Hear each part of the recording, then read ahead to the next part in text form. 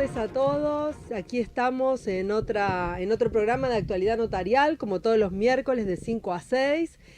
Hoy también, bueno, con temas nutridos y variados que hacen al quehacer cotidiano del escribano y de estas necesidades de la gente en la comunidad, ¿no? Enterarse un poco qué es lo que pasa en una escribanía, en una notaría, como se dice en otros países, y cuáles son las tareas involucradas y las preocupaciones de parte de los escribanos para con la comunidad, porque bueno, somos factores de aplicación inmediata del derecho, sale una ley en nuestra escribanía, es donde empezamos a ponerla en práctica de inmediato, así que hoy vamos a hablar con el presidente de la Academia Notarial de Costa Rica, el escribano Herman Mora, que va a estar con nosotros hablando directamente por Skype. Es un querido amigo, Herman, que también tiene una mirada muy de vanguardia y de actualidad con todo lo que pasa en el ámbito notarial.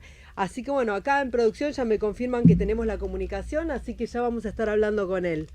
Bueno, seguramente, ahora lo van a tener por Skype, aquí estamos en comunicación. Hola Herman, buenas tardes, qué gusto saludarte, ¿cómo estás? Hola, un placer, un gusto, un honor verlas, ¿cómo han estado? ¿Todo bien? Siempre es una gran emoción. Muchísimas gracias por la posibilidad y a sus órdenes. No, por favor, hermano, al contrario, es un placer justamente hablar contigo, que estás muy involucrado en toda la actualidad del notariado, no solamente de Costa Rica, sino con lo que sucede en toda Latinoamérica, ya que bueno, sabemos que estás dando cursos también en Perú, en Bolivia, estás haciendo capacitaciones en diferentes países de Latinoamérica que involucran justamente una temática que es una preocupación y a la vez muchas veces suena un contrasentido, ¿no? Cuando hablamos de las SAS, como hablábamos la semana pasada con Mario Romero de Perú, donde está esta dicotomía entre el control del lavado de activos y a su vez las SAS con una manera lo más plana posible y que parece allanar todos los obstáculos para el lavado de dinero. O sea, es un poco esto y por eso, como la semana pasada hablamos con Mario, ahora queríamos hablar contigo, que te estás especializando mucho en el tema justamente del lavado de activos, cómo funciona esta cuestión, ¿no? Respecto del ámbito notarial y de todas las obligaciones que el notariado, o por lo menos de esta actividad de información que hace frente al Estado, ¿no? Como un agente de retención de algunos impuestos y de información de otros, como en el caso de la UIF. Efectivamente es así. Bueno, nuevamente muchísimas gracias. Sí, este año ha sido un poco intenso porque he tenido una actividad internacional pues ardua, fuerte. Y la realidad es que a veces creemos que el mundo cambió, no nos pide permiso. Nuestros países latinoamericanos podríamos tener y pensar que tenemos un devenir como sencillo, si se quiere un poco rural. Decíamos que lo complicado estaba en otros lados. Bueno, ahora la complicación llegó a nuestros fundos. Y ocurre que, por ejemplo, en Costa Rica estamos prácticamente inaugurando una serie de normativas que tienden a ser, como digo, tema global. Es aquella tendencia tributaria muy agobiante. Como digo, nosotros tenemos impuestos como si fuéramos un país europeo, pero no somos un país europeo. Y además Bueno, de eso ojo que tenemos ahora esta... con el convenio Mercosur, Comunidad Comunidad Económica Europea. Europea, vamos a ver lo que pasa, porque viste cómo es. Sos europeo para las obligaciones, pero no para los derechos. Pero bueno, veremos. Así es, efectivamente, o sea, nos generan fuertes agobios, pero la realidad es que no tenemos esos beneficios y probablemente se deba a malas administraciones financieras del Estado. Ahora, hay también tema global, tendencia global, como por ejemplo, nuevamente está ocurriendo en Panamá, y es los famosos Panama Papers, es decir, la GAFI, el Grupo de Acción Financiera Internacional, y la GAFILAT, la que tiene que ver mucho con nuestros países, y también ustedes tienen su sección allá. Luego de la reunión de 1989 del G7, G8, ahí van cambiando, a veces son 7, a veces son 8, no implica un error en los números, sino que en algunas ocasiones se involucra a Rusia, en algunas ocasiones no. Han marcado estos países que reúnen el 60% de la riqueza del mundo, han marcado una tendencia absolutamente agobiante y, como digo, por ahí van las cosas. Si lo vemos desde el punto de vista casi filosófico, ético, es muy complaciente que esto suceda porque lo que básicamente quiere decir es que fondos, patrimonios o recursos que provienen de una actividad ilícita no pueden caber dentro de una corriente económica lícita, regular o normal. Esto quiere decir que vamos a tener que para que estos patrimonios puedan ingresar hacer una forma, un subterfugio ilegal, ilícito, lo que antes se entendía que era el encubrimiento. Hoy por hoy tenemos tipos penales que cambian mucho, o cambian poco más bien, de una legislación a otra, tiene una tendencia muy parecida. Tal vez lo que cambia es el nivel de, digamos, la evolución. Estuviste conversando con Mario, que es un buen amigo, Mario Romero, y si Dios quiere, dentro de 24 horas tal vez tenga la suerte de verlo porque mañana temprano me voy para Lima a un evento del cual vamos a hablar de este tipo de temas. Bueno, precisamente se trata del proyecto de vida de la persona humana. Y dentro de estos está lo que es la legitimación de capitales. Son fondos, como digo, que provienen de una actividad ilícita, en algunos países taxativamente regulada, como por ejemplo en Bolivia o México, donde se dice que los fondos, los recursos, el patrimonio, los dineros que provienen de secuestro extorsivo, sicariato, narcotráfico, etcétera, no pueden tener cabida dentro de una corriente financiera lícita. En el caso de Costa Rica, son todos aquellos recursos que provienen de lo que sería una actividad ilícita cuya pena de cárcel sea de 4 años o más. Entonces, en general, todos los fondos. Nosotros nos damos cuenta que esta tendencia tributaria que hoy por hoy nos agobia tanto a los costarricenses y tenemos una situación que se ha visto muy poco en la historia de este país con ese tipo de apoyamiento económico que tenemos, se está hermanando con lo que es la legitimación de capitales. ¿Qué quiere decir eso? Quiere decir que hay una exigencia tanto a nivel tributario como también a nivel de legitimación de capitales para poder verificar la claridad precisamente de estos recursos. Y entonces tenemos prácticamente la desaparición como la conocíamos de la sociedad anónima, porque a partir del 1 de febrero de este año vamos a tener que declarar la composición accionaria de las sociedades. O sea, hasta ahora eran al portador las acciones, o sea, no existía la nominatividad de las tenencias accionarias. No, sí existían, las acciones eran nominativas efectivamente, pero el registro era privado, no público, seguía siendo absolutamente privado, era un documento privado. Hoy por hoy, decía yo que eso desde la época de Lorenzo de Medici, donde no se querían las familias del Renacimiento florentinas, no querían tener o que se verificara la transparencia de sus fortunas, entonces se creó una sociedad que precisamente era anónima porque no se conocía de dónde venían esos fondos ni cómo se componía el capital accionario. Hoy por hoy, el Banco Central, también lo que significaría una iniciativa tripartita, va a tener lo que es tributación directa, lo que es Banco Central y lo que es la UIF, la Unidad de Información Financiera, Investigación Financiera, que depende del Instituto sobre las Drogas, va a tener la posibilidad de recaudar en el Banco Central toda la información, todo ese acervo, toda esa base de datos de la composición accionaria para que el Estado, dentro de unas estructuras, digámoslo así, de rigurosa confidencialidad, algunos dudan de eso, no, yo sí creo que va a ser confiable la información, puedan tener manejo para que tributariamente puedan determinar quién es el beneficiario final, porque realmente lo que interesan estas normativas es verificar a quién hay que cobrarle o quién es la persona encargada de haber hecho este tipo de movimientos. El beneficiario final, desde el punto de vista nominal, es un porcentual de acciones que le pertenecen a un individuo que cambia, digamos, la Unión Europea es el 25% de acuerdo a la directiva del 2006. Para nosotros puede ser el 20 o el 15%, quién es el titular de esas acciones y que pueda determinar precisamente si este beneficiario final tiene ese tipo de control, incidencia. En materia penal, el beneficiario final es aquel que, aunque no aparezca en la sociedad, es el que efectivamente tiene el control de esta. Claro, bien. Digamos, aquí en Argentina también tenemos normativa parecida, o sea que a nivel internacional todo está tendiendo un poco a esta unificación de normativas de la GAFI, como vos bien mencionabas. Lo cierto es que de todas formas, bueno, aquí también justamente hoy vamos a estar hablando con una experta que es Victoria Masri, que es especialista en temas societarios justamente y que preside el Instituto de Derecho Comercial del Colegio de Escribanos de la Ciudad de Buenos Aires, donde se va a presentar en los próximos días un proyecto que está tratando de armonizar la cuestión vinculada a la Ley General de Sociedades. Bueno, a raíz de estas reformas que se van viendo en forma periódica con la incorporación de las SAS, con el funcionamiento de las antiguas SRL, las CSA, las sociedades que quedaron fuera de cualquiera de los tipos establecidos a raíz de una reforma que tuvimos en el año 2015 en Argentina, pero entiendo que todo está tendiendo a esto mismo que vos planteás. Ahora, por otro lado, ¿vos creés que políticamente todas estas situaciones de los Panama Papers y demás van a encontrar digamos, un reflejo real de este beneficiario final? Porque aquí en Argentina, digamos, hay una normativa también un poco involucrada de la GAFI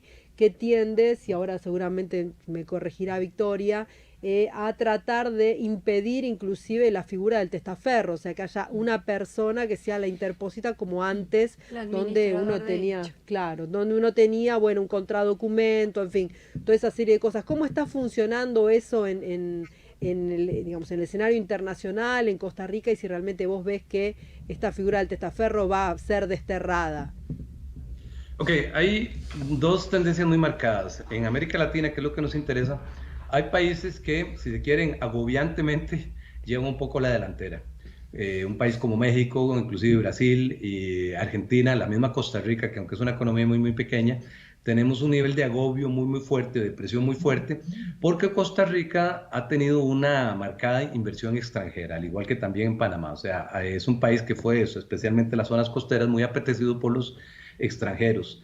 Entonces, aquí ocurrió algo muy curioso, y es que, por ejemplo, teníamos que en la zona marítimo terrestre, lo que se da, las zonas costeras, lo que se da es una concesión. Y para que se dé esa concesión tiene que ser de nacionales. Entonces existían, y yo diría que existían porque ahora la gente creo que se está queriendo ir en desbandada, testaferros nacionales, siendo que probablemente la sociedad realmente le pertenecía a un extranjero, pero parecían nominalmente costarricenses. Cosas parecidas han ocurrido en México, en la misma Panamá y demás. Existió la tendencia, por ejemplo, en atención a un evento que pudimos realizar en Panamá, me percaté cuando un policía panameño decía, bueno, es que aquí usted llega, toca la puerta de un hotel, en una habitación X, entrega un dinero, le dan unos libros, le dan unas acciones, etcétera, y ya se hizo la composición de una sociedad anónima. Entonces, nos vamos a dar cuenta que es una forma exacerbadamente desprendida de poder realizar una transacción de este tipo, es decir, seguridad cero coma nada. Ahora, vamos a ver si estamos en el mundo de la estructura represiva o preventiva. Yo creo que en ambos, especialmente la preventiva. Lo que está, la política de la GAFI, a mi modo de ver las cosas, a mi modo de entenderlas, es empezar a cerrar todas estas, el nivel de canales, portillos y demás, donde muchas personas se prestan para este tipo de actividades, a nivel de que se puede tener conocimiento del hecho, se debe tener dolo o desprovisto de él. Aquí ocurrió mucho lo que se llama el pitufeo, donde curiosamente a estudiantes, inclusive amas de casa, se les da dinero mensual o semanalmente para que lo puedan introducir dentro de la corriente financiera del país, y a lo mejor estas personas ni siquiera saben de eso. Un análisis importante adicional a esto es la figura del secreto profesional, que yo creo que es lo que tal vez más me llama la atención, y es que, resumiéndolo muy resumidamente, por tanto jurisprudencia argentina, doctrina argentina como española, inclusive costarricense, tenemos que el abogado tiene esa condición de poder guardar secreto, pero el notario tiene la obligación de denunciar. Los dos profesionales en derecho, pero uno tiene que denunciar y el otro tiene que guardar secreto profesional, porque por otro lado se caería una de las estructuras de la civilización, que es el debido proceso, cuando tenemos un abogado en el ejercicio de una defensa, de lo que hace es empezar a pasar información al Ministerio Público, otros aspectos. Ahora, lo que ha dicho la doctrina, especialmente española, es que, si bien es cierto, el abogado está en el deber de guardar secreto profesional, no se puede permitir que este sea el que organice la delincuencia, digámoslo así, o sea, que conozca muy bien. Y entonces aquí ya tenemos jurisprudencia donde un abogado fue condenado porque, lejos de prestar el servicio del ejercicio de una legítima defensa, lo que hacía era distribuir los dineros. Ay, parece que se ha cortado, sí. Se colgó la llamada. Debe estar volviendo. Si hoy estamos con un día especial de fallas en las comunicaciones internacionales, con Facebook, con WhatsApp, y sobre ese tema vamos a hablar al final del programa, porque como estamos rindiendo este culto este culto exacerbado a la tecnología, bueno, ahí nos está mostrando un poco la tecnología, el nivel de alta vulnerabilidad, ¿no? La semana pasada hablábamos de el corte del sistema El energético, apagón. el famoso apagón, donde fue un apagón 100% efectivo, así que bueno, aquí también está mostrando cuán vulnerables somos aún cuando dependemos de unos servidores que supuestamente están casi desde la estratosfera, más o menos, pero estamos nuevamente en el aire, seguramente ya estaremos retomando la conversación con Herman, ya lo tenemos aquí nuevamente. Bueno, aquí te estamos escuchando de nuevo, Herman. Sí, viste que la tecnología nos hace sus jugarretas también. Ahí te das cuenta que todo es bastante más vulnerable de lo que aparenta o de por lo menos de cómo se vende. Por supuesto, no, no es cierto. Además, hay algo muy curioso, suena como siniestro, pero me llama la atención porque en Costa Rica hemos tenido un día especialmente virulento con el tema de las redes. O sea, todo está como en el suelo, se ha caído, no ocurre con frecuencia. Y por otro lado, yo siempre comento cuando hace algunos años di unas charlas en diferentes países en muy pocos días, casi que en una misma gira, y siempre decíamos, eso solo ocurre en mi país, y eso lo vi en 4 países. Entonces, lo que pasa en un lado nos puede pasar en otro lado, no creamos que somos tan privilegiados. Yo a veces veo cierto paralelismo entre Costa Rica y Argentina, porque cuando tienen una crisis, por alguna razón que no se explica, como que también a nosotros nos rebota un poco. Pero volviendo al punto, sí, ese es más o menos el escenario que tenemos. O sea, la realidad que tenemos es, por ejemplo, que se avecina que Panamá vuelve a ser un país opaco, y ahora no se llaman negros ni grises, sino países opacos, claro, políticamente correcto.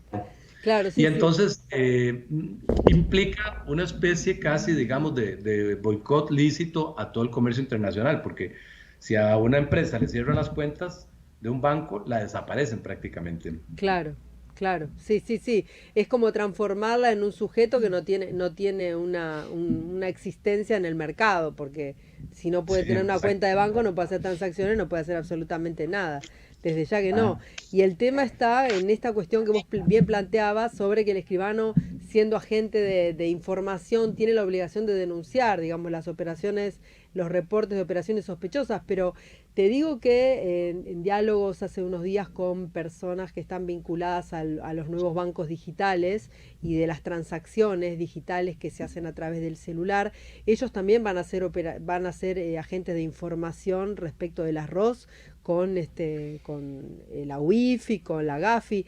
Ahora, bueno, ojalá que hagan algo, ¿no? Con toda esa información, porque aquí en Argentina hemos tenido sonados casos de corrupción donde finalmente la UIF tenía las cosas, parece que en algunos cajones medio trabados que no se podían abrir, no sé qué había pasado ahí. Así que, bueno, ojalá todo este acervo informativo y estos sistemas que nosotros como agentes de información estamos generando realmente llegue a buen puerto y cumpla su finalidad y que no sea no para la casa de los pequeños, de los ladrones digamos, de bicicleta, para decirlo de alguna forma, y que los que vienen en autos super sport, esos no tienen problema, ¿no? Que tal vez esa no sea nuestra experiencia. Como dicen en algún país por ahí, dicen aquí todos somos iguales, pero hay unos más iguales que otros. Claro, La exactamente. realidad del caso, la Animal realidad del Farm, caso es como que sí hay una Orwell. tendencia que se ve mucho, por ejemplo, en el hecho de empezar a estrangular mucho. O sea, todos, Ay, se está escuchando Se mal está. otra vez. Sí, o sea, es que la corrupción es la nueva modalidad. Creo que se volvió a perder. sí, ahí está, Se ahí volvió a por caer la momentos, imagen, ¿me sí. escucha? Ahí ahora sí, ahora sí. Ok. La tendencia es tratar de estrangular especialmente lo que ha sido tan agobiante y manifiestamente permisible en nuestras sociedades, que es la corrupción. No quiero despedirme, y si tienen alguna pregunta estoy a las órdenes, pero no quiero despedirme sin invitarlos a esta actividad tan grande que es de Derecho Notarial y Ramas Afines, que se va a celebrar mañana y pasado mañana, 7 y 8, en el Hotel Country Club de Lima, donde vamos a Bien, estar ahí perfecto. Y eso, unos buenos amigos ahí. Bueno, entonces después llevando. tienes que mandarnos el link y te haremos alguna comunicación en directo para que nos cuentes cómo va siendo todo, cómo se está Vamos a desarrollando. tratar de comunicarnos con notarios latinos y con esta gesta que yo no me canso de aplaudir, de resultarme impresionante y que tal vez uno o vos no te das cuenta que cada día resulta más relevante y más amigable para los notarios de América Latina. Yo te felicito y me permito saludar a las compañeras que tienes al alrededor. Hola, mucho Lamentablemente no las gusto. conozco, Sí. pero Hola, va a gracias. ser un gran gusto. Hola. Gusto. Y te felicito de nuevo por esta iniciativa, porque yo sé lo que cuesta hacer estas cosas y vos estás volando. Muchas gracias.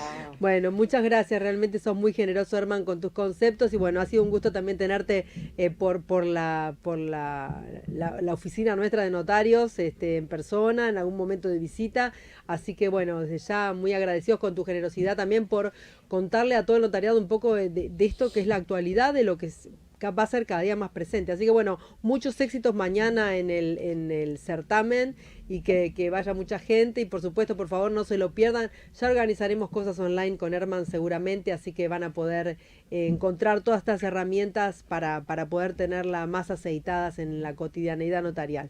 Bueno, Herman, un fuerte abrazo y Muchísimas gracias, gracias. chicas. Un placer. Chao. Un abrazo grande. Muchas Nos gracias. vemos. Suerte mañana. Hasta luego. Bueno.